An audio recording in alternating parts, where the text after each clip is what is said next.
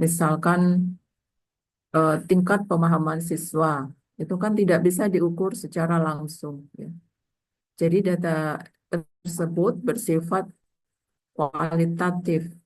Data kualitatif kita peroleh melalui pengamatan, ya, atau mungkin tanya jawab, ya. Jadi tidak bisa diukur secara langsung dan kita amati eh, variabel yang kita inginkan. Sebagai contoh, misalkan minat belajar statistika mahasiswa. Nah, minat belajar statistika mahasiswa ini eh, mungkin kita memiliki preference, ya, minatnya kurang atau minatnya sedang atau minatnya tinggi gitu, ya. Jadi itu adalah eh, data-data kualitatif. Kurang, sedang, tinggi itu data-data kualitatif. Namun kalau kita ingin melakukan uji-uji statistik, maka data-data kualitatif tersebut kita ubah menjadi data kuantitatif supaya nanti dapat kita gunakan angka-angka tersebut, angka-angka kuantitatif tersebut menggunakan uji-uji statistik yang tepat sehingga diperoleh hasil kesimpulan yang tepat juga. Nah, untuk mengubah variabel kualitatif menjadi variabel kuantitatif, di sini ada beberapa cara, ya, atau di sini kita gunakan kuantifikasi, ya. Kuantifikasi itu misalkan kita mau untuk yang kurang berminat pola belajarnya atau kurang berminat eh, belajar statistikanya. Angka 2 untuk yang berminat, angka 3 untuk yang sangat berminat. Misalkan seperti itu. Jadi nanti kita menggunakan angka-angka tersebut, angka 3, 2, 1 untuk digunakan dalam analisis, dalam uji hipotesis. Namun misalkan kita mengukur tinggi tanaman atau eh, berat, ya, itu langsung kita ukur objeknya sehingga diperoleh pengukuran secara langsung, misalkan 10 cm, 20 cm, 30 cm.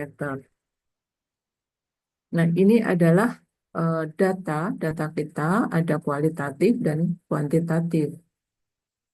Berarti kalau begitu kita memiliki berbagai jenis data, ya. Berbagai jenis data yang dapat kita kelompokkan ke dalam skala pengukuran yang berbeda. Nah, skala pengukuran dalam statistika non-parametrik di sini dibagi 4. Yang pertama adalah skala nominal. Nah, skala nominal ini dapat dikatakan paling lemah tingkatannya karena kita hanya menggunakan tanda atau simbol untuk mengkategorikan objek-objek penelitian kita. Sebagai contoh, data yang kita peroleh adalah sukses atau gagal, ya, lulus atau tidak lulus. Nah, itu adalah eh, data nominal, ya. Misalkan di sini kategorinya 2, ya. Misalkan di sini kita mengkategorikan objek-objeknya adalah pria, wanita. Nah, ini kita beri simbol. Jadi, data kualitatif pria dan wanita kita beri simbol, misalkan 0 adalah pria, 1 adalah wanita. Kan yang nantinya akan diolah. Di sini antara 0 dan 1 tidak ada perbedaan tingkatan. Misalkan eh, kelas apa hanya pengkategorian saja. Pria, wanita, ya, itu hanya menyatakan pengkategorian 0 dan 1-nya. Jadi tidak ada perbedaan 1 lebih tinggi dari 0. Yang kedua adalah jenis skala pengukuran skala ordinal. Nah, skala ordinal ini eh, sudah terdapat urutan atau rang ya. Jadi berbeda dengan skala nominal. Kalau skala nominal itu kita hanya membedakan kelas atau kelompoknya. Pada skala ordinal di sini ada antara kelas tersebut. Misalkan apa ya?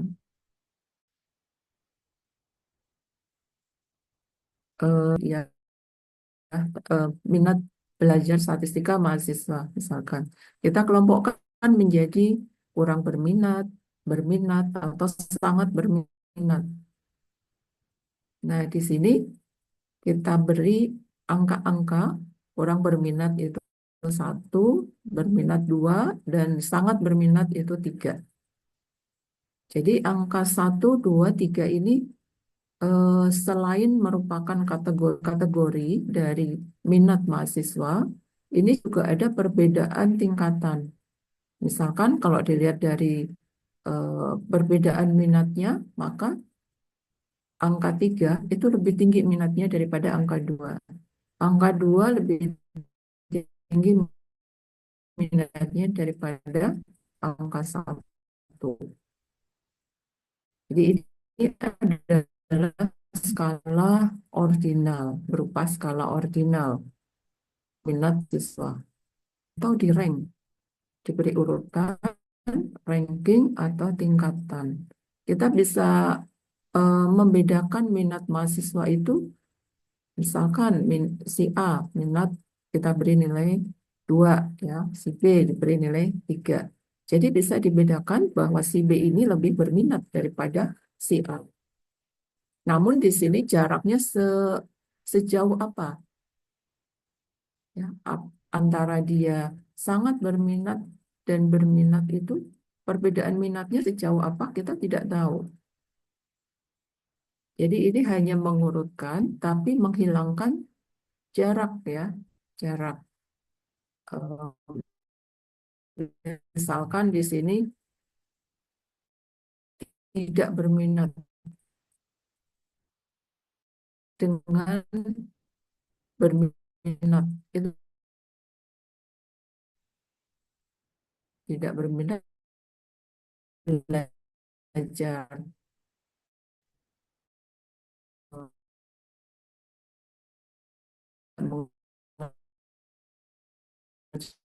mengerjakan tugas misalkan ya.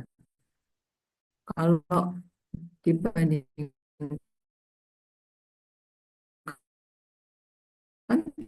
tidak nebak, definisikan suhu di ruangan ini dingin, kemudian di ruang sana sedang, atau mungkin suhu di ruangan ini sangat dingin, suhu di ruangan sebelah dingin, suhu di ruangan sebelahnya lagi sedang. Nah, kita bisa mengukur suhu sangat dingin, dingin dan sedang. Kita bisa mengukur menggunakan termometer misalkan. Termometer atau termometer ruangan ya, misalkan. Misalkan di ruangan ini yang sangat dingin, suhunya adalah 10 derajat Celcius misalkan. Ruangan yang dingin suhunya misalkan 18 derajat Celcius. Lalu ruangan yang sedang suhunya 25 derajat Celcius. Jadi di sini antara ruangan yang sangat dingin, ruangan yang dingin, dan ruangan yang sedang, selain itu merupakan urutan atau ranking, dapat di ranking, maka dia juga bisa diukur perbedaan suhunya. Misalkan dari suhu dingin 10 ke suhu sangat dingin ke dingin, itu jaraknya 8 derajat Celcius. Dari suhu dingin ke suhu normal, jaraknya 7 derajat Celcius. Berarti dalam skala interval ini sudah ada konsep jarak antara dua ukuran, ya, dua ukuran yang berbeda. Namun di sini konsep jaraknya ini kita tidak bisa mendefinisikan, misalkan suhu ruangan di situ 0 derajat Celcius, misalkan.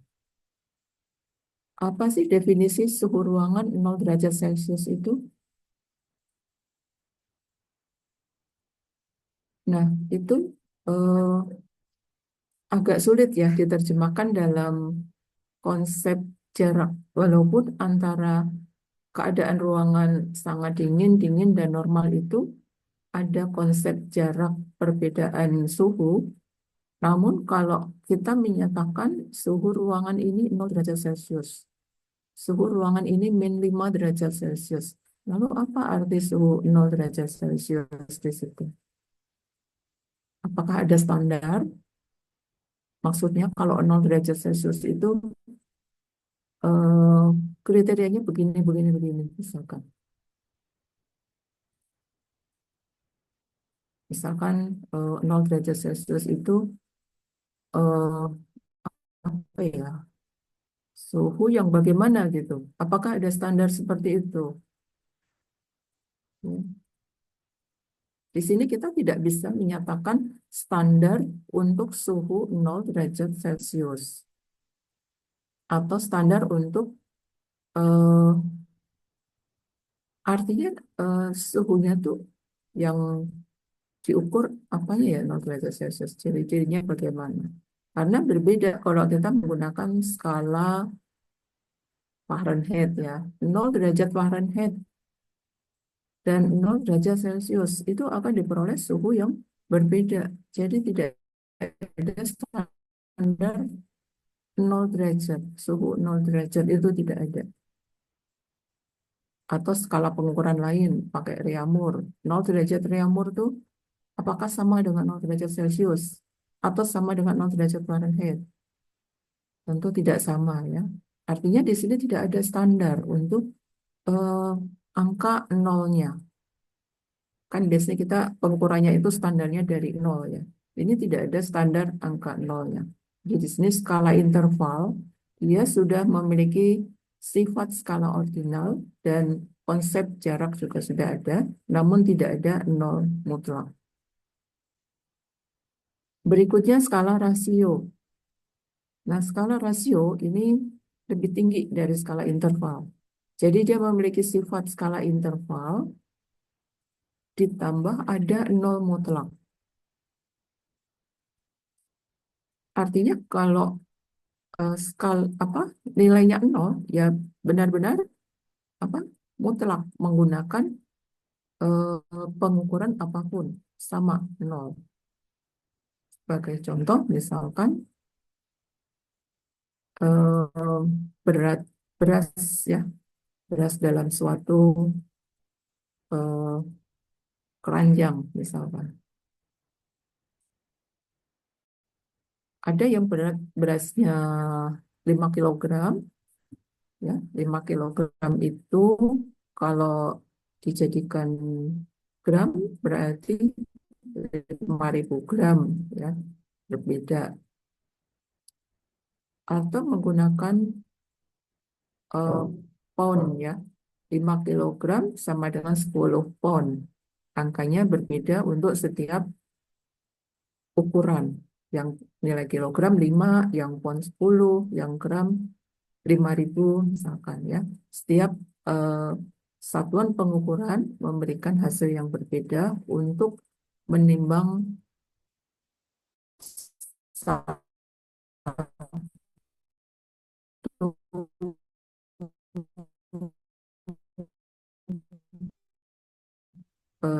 bungkus beras.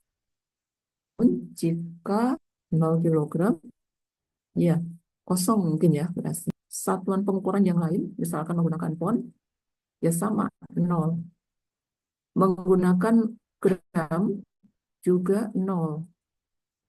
Artinya di sini menggunakan satuan pengukuran yang bermacam-macam, kalau angkanya nol menggunakan berbagai satuan pengukuran itu dia tetap nol. Artinya di sini ada angka nol mutlak yang menyatakan kalau angkanya nol, beratnya nol, berarti tidak ada nilainya itu. Beda dengan skala interval tadi ya. Kalau diukur menggunakan derajat nol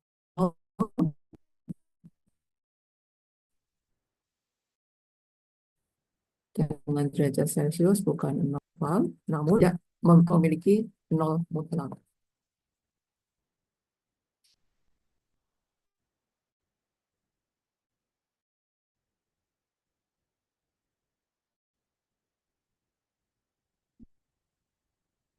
Nah, di mana kita bekerja dalam hal ini statistik non parametrik itu bekerja. Kalau dalam skala rasio, data-datanya jelas ya, ukuran-ukurannya jelas. Kita bisa mengambil banyak data dan kita bisa menganalisis atau melakukan uji hipotesis dari sampel-sampel. Bisa kita asumsikan bahwa datanya itu berdistribusi normal. Misalkan eh, berat beras di pasaran, ya. Kalian mengambil sampel atau sampel dari suatu populasi beras ya, dapat diasumsikan populasi beras itu berdistribusi normal ya. Distribusi normal itu untuk variabel acak kontinu kan. Jadi variabel acak kontinu yang nilai X-nya itu berada pada suatu interval. Jadi kalau kita memiliki data dengan skala rasio, maka kelebihannya kita bisa mengasumsikan distribusi pada data tersebut, yaitu data dan sebagainya. Berarti kita bisa bekerja menggunakan statistika parametrik dengan asumsi-asumsi distribusi, asumsi-asumsi variansi, ya. Begitu juga data skala interval. Data skala interval ini sudah mendekati data rasio dan eh, eh, misalkan suhu ya, suhu badan. Kita juga bisa bekerja dengan menambahkan asumsi distribusi normal. Karena suhu badan orang itu berada pada satu interval, maka distribusinya bisa diasumsikan berdistribusi normal. Sehingga analisisnya nanti adalah analisis untuk statistika parametrik. Nah, untuk data skala nominal dan skala ordinal, di sini asumsi-asumsi distribusi ini agak susah ya, bahkan tidak bisa diasumsikan memiliki distribusi tertentu. Ya mungkin beberapa bisa ya, skala nominal memiliki asumsi distribusi binomial misalkan. Ya. Namun eh, untuk menggunakan tabel binomial kita juga memerlukan berbagai asumsi ya, mungkin datanya harus besar atau mungkin eh, ya di sini banyak asumsi untuk statistika parametrik. Kalau menggunakan data nominal dan ordinal, artinya di sini lebih cocok jika menggunakan statistika non parametrik untuk data nominal dan ordinal ini. Misalkan untuk data nominal, ya. Untuk data nominal itu kita hanya bisa melakukan statistik-statistik, misalkan menggunakan analisis, misalkan histogram, misalkan membuat histogram ya, histogram dari kategori-kategori dalam data. Begitu juga skala ordinal, kita bisa menggunakan median ya. Kalau nominal itu mungkin modus, data modus, frekuensi, koefisien kontingensi atau tabel kontingensi. Di sini untuk data skala ordinal menggunakan analisis median, kuartil, koefisien korelasinya, mungkin koefisien korelasi untuk kontingensi. Jadi kita memperoleh data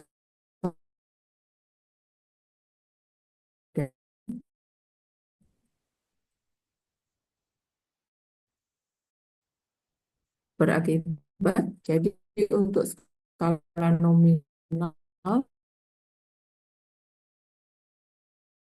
dan skala ini kita akan parametrik apalah dikit karena susah. Berarti kalau datanya itu sangat sedikit, kita tidak bisa menggunakan asumsi-asumsi distribusi secara langsung. Jadi kita harus menghitung distribusinya berdasarkan data yang dinamakan fungsi distribusi empirik.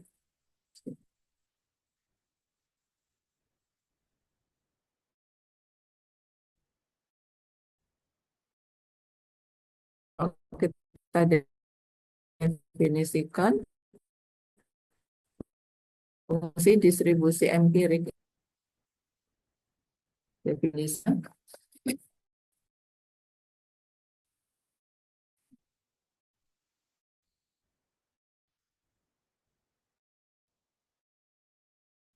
kita memiliki sampel diurutkan seperti ini.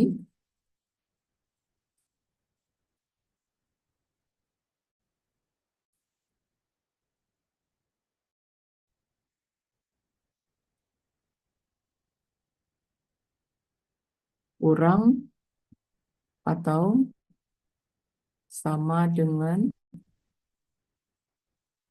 X.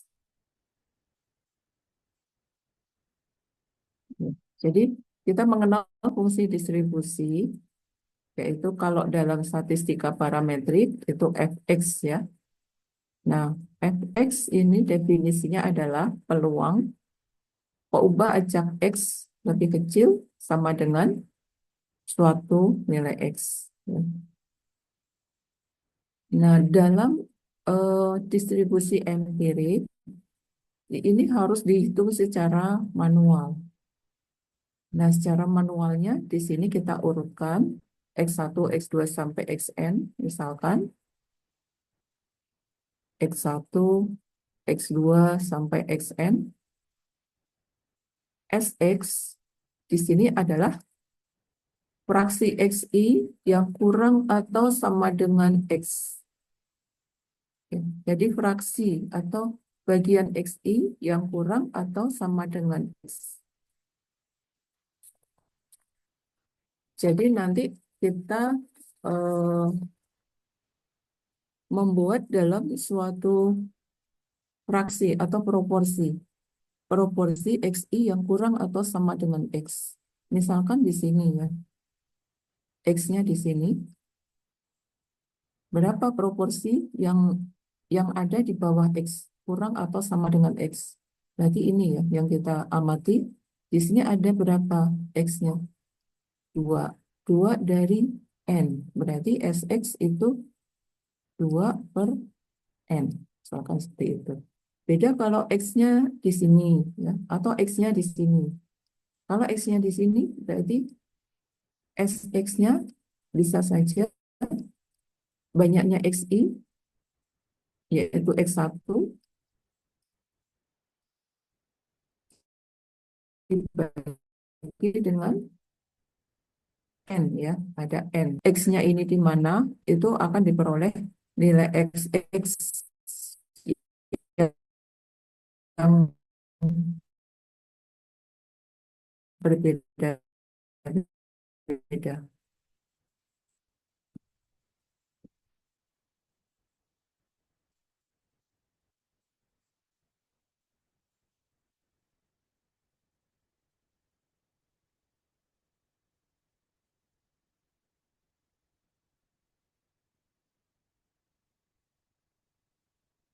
Dapat misalkan di sini data ini ya, data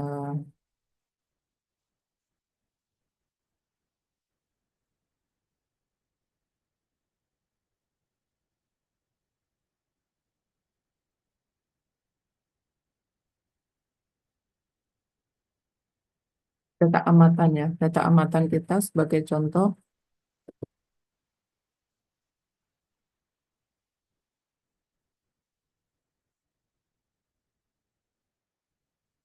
data data amatan 5 nilai mahasiswa misalkan, yaitu nilainya misalkan eh, 7,23, kemudian 6,5, 8,06, misalkan, kemudian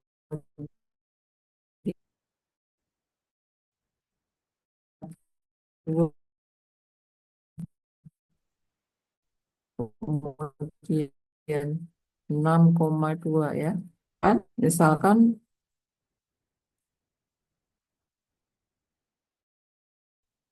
diurutkan lebih dahulu akan dinilai terkecil 6,20, 6,5, 7,23, 7,8,0. Kemudian kita bisa membuat eh, tabel. Di sini adalah nilai-nilai X-nya dan ini adalah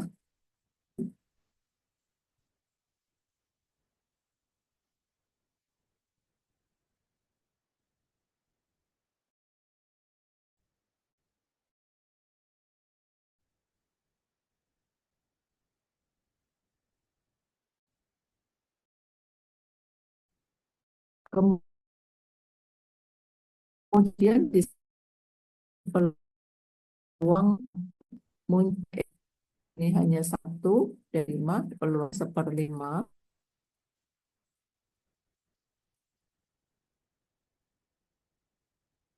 Nah, kita bisa meng SX, SX itu adalah X lebih kecil sama X dengan 6,20 dengan 6,5 ada lebih kecil sama dengan 5 ada 2.